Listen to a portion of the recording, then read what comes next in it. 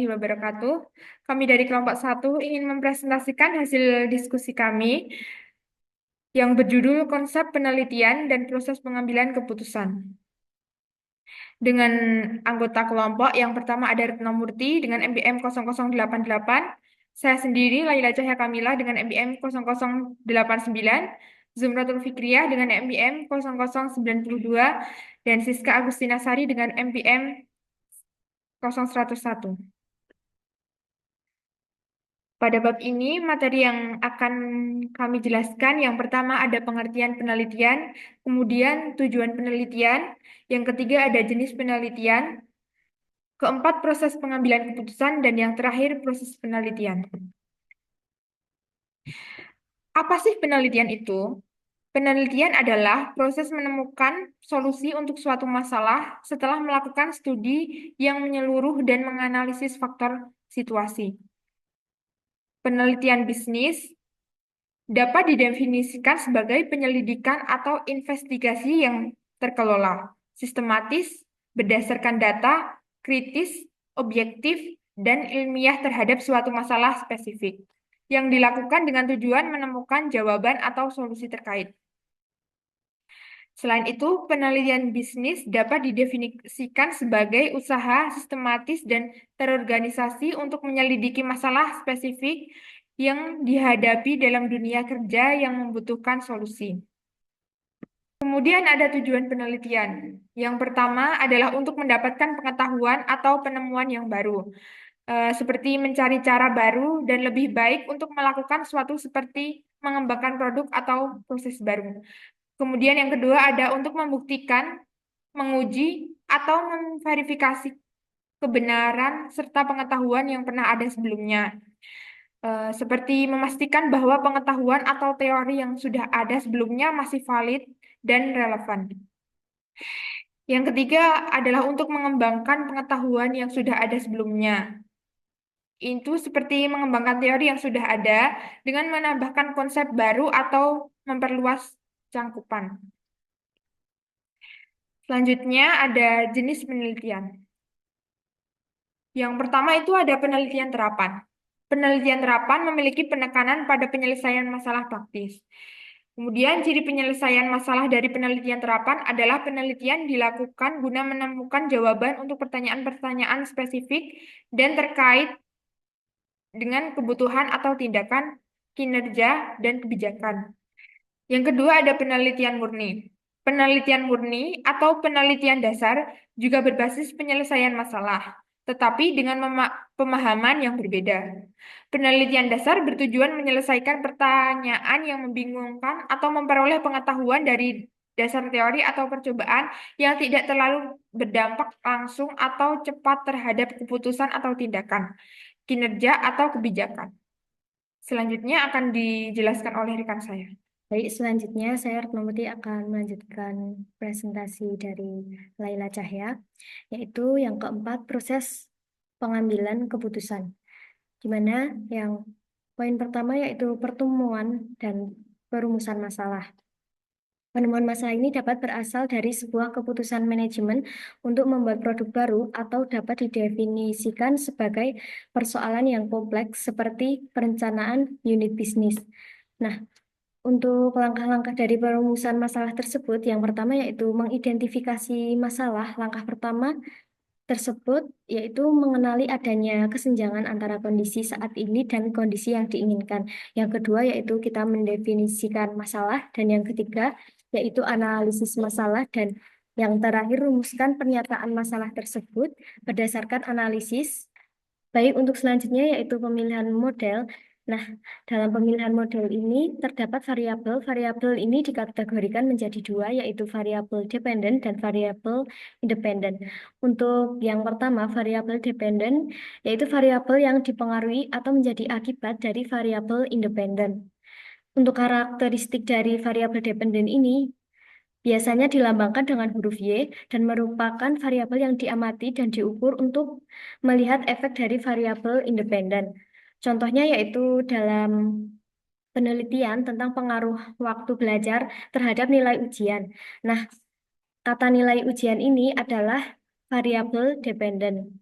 Yang kedua yaitu variabel independen. Variabel independen adalah variabel yang mempengaruhi atau menyebabkan perubahan pada variabel dependen. Untuk karakteristiknya yaitu biasanya dilambangkan dengan huruf X. Nah, contoh dari variabel independen ini yaitu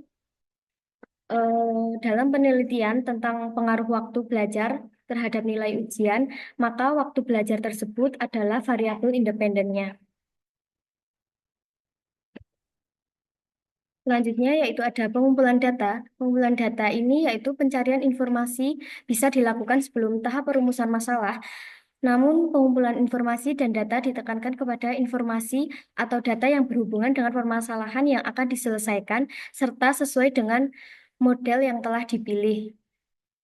Nah, dalam proses pengumpulan data ini diharapkan dapat mengumpulkan dan menganalisis data yang dapat membantu memecahkan masalah yang ada. Adapun proses pemecahan masalah dalam pengambilan keputusan yaitu yang pertama fase pengumpulan fakta, yang kedua fase penemuan ide, dan yang ketiga yaitu fase penemuan solusi. Untuk selanjutnya yaitu ada analisis data. Analisis data penting dan dapat menghasilkan alternatif keputusan yang berkualitas. Namun terkadang analisis data juga dapat mengungkapkan permasalahan baru yang memerlukan data tambahan. Analisis data ini sangat penting dalam proses pengumpulan, pembersihan, transformasi, dan interpretasi data untuk mendapatkan informasi yang berguna. Nah, alasan mengapa analisis data ini sangat penting, yang pertama yaitu pengambilan keputusan yang lebih baik, dan yang kedua yaitu identifikasi peluang baru, yang ketiga yaitu peningkatan efisiensi, dan yang terakhir yaitu pemahaman pelanggan yang lebih baik. Saya, Kak Sari, akan melanjutkan materi proses pengambilan keputusan. Yang selanjutnya itu evaluasi alternatif. Evaluasi alternatif keputusan melibatkan kriteria manajemen, kelebihan dan kelemahan dipertimbangkan. Evaluasi dilakukan untuk semua alternatif dan menghasilkan daftar urutan berdasarkan kelayakan. Pemilihan satu alternatif yang dianggap paling tepat untuk memecahkan masalah tertentu dilakukan atas dasar pertimbangan yang matang atau rekomendasi. Dalam pemilihan satu alternatif dibutuhkan waktu yang lama karena hal ini menentukan alternatif yang dipakai akan berhasil atau sebaliknya.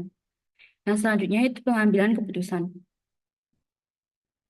Keputusan yang diambil pada tahap ini adalah alternatif terbaik berdasarkan data yang telah dikumpulkan. Tujuannya adalah untuk memastikan bahwa keputusan yang diambil sesuai dengan kebutuhan dan tujuan perusahaan. Yang selanjutnya itu proses penelitian. Proses penelitian merupakan suatu model pengembangan dan interpretasi penelitian bisnis. Meskipun banyak peneliti melihat studi penilaian sebagai proses yang melibatkan langkah yang jelas, namun tidak ada satupun yang menyatakan bahwa penelitian menyarankan penyelesaian setiap langkah sebelum ke langkah berikutnya. Selanjutnya akan dijelaskan oleh rekan saya yaitu Zumratul Fikriyah. Berikutnya yaitu ada proses penelitian. Eh, ada beberapa syarat-syaratnya. Yang pertama yaitu merupakan penyelidikan sistematis terhadap masalah tertentu. Penelitian ini harus direncanakan dan dilaksanakan secara sistematis mengikuti langkah-langkah yang terstruktur. Penelitian harus memiliki fokus pada masalah atau pertanyaan penelitian yang jelas. Ini dapat membantu peneliti untuk tetap terarah dan menghindari pengumpulan data yang tidak relevan. Yang kedua, yaitu ada menggunakan metode ilmiah. Metode ilmiah adalah kerangka kerja yang digunakan untuk mengumpulkan dan menganalisis secara objektif. Hal ini melibatkan langkah-langkah seperti merumuskan hipotesis, mengumpulkan data, menganalisis data, dan menarik kesimpulan. Menarik kesimpulan berdasarkan bukti. Lalu penggunaan metode ilmiah memastikan bahwa peneliti dilakukan secara terstruktur dan dapat diulangi. Yang ketiga, mengumpulkan bukti yang cukup dan responsif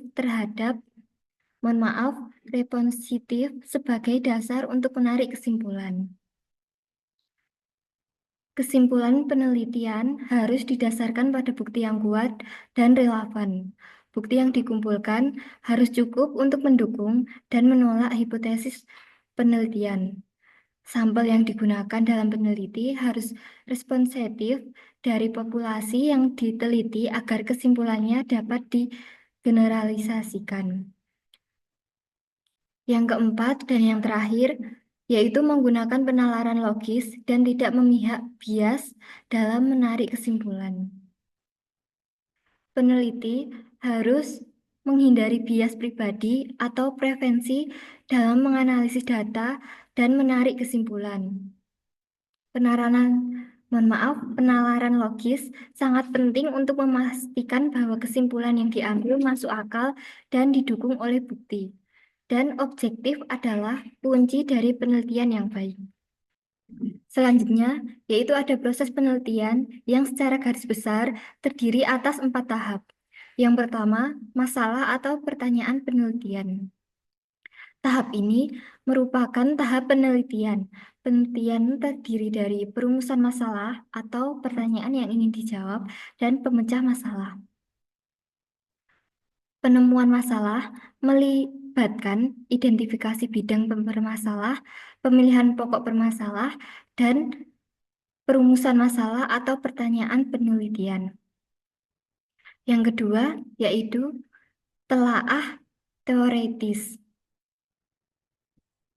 Telaah teoritis adalah tahap dalam penelitian yang menyusun kerangka teoritis sebagai dasar untuk menjawab masalah penelitian. Pada tahap ini, peneliti mengumpulkan informasi dari berbagai sumber seperti buku, artikel, dan penelitian sebelumnya yang berkaitan dengan topik yang diteliti. Yang ketiga, yaitu ada penguji fakta. Penguji fakta adalah tahap dalam proses penelitian yang terdiri dari pemilihan, pengumpulan, dan analisis fakta yang terkait dengan masalah yang diteliti. Data ini dapat diperoleh dari survei, wawancara, atau observasi. Lalu, data ini dikumpulkan dan dianalisis untuk menguji hipotesis atau menjawab pertanyaan penelitian. Dan yang terakhir yaitu kesimpulan. Kesimpulan penelitian dapat berupa dukungan atau penolakan terhadap hipotesis penelitian yang dikembangkan berdasarkan tinjauan teoritis atau pengungkapan fakta yang digunakan sebagai dasar untuk penyesuaian teori atau hipotesis.